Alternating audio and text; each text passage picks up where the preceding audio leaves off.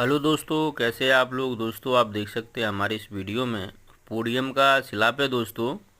इसे बॉस के ब्रेकर द्वारा स्लैब तोड़ा जा रहा है। तो आप देख सकते हैं हमारे इस वीडियो में किस तरह से ब्रेकर से तोड़ा जा रहा है, क्योंकि एरिया जो है हमारा यहाँ पे एक्स्ट्रा है। इस जगह पे बीम आना चाहिए था, तो ड्राइंग में कुछ तो मिस्टेक हुआ होगा दोस्तों। इसके लिए जो है 1 मीटर का पट्टा पूरा निकाला जा रहा है। तो देख सकते हैं 2 मीटर है ये।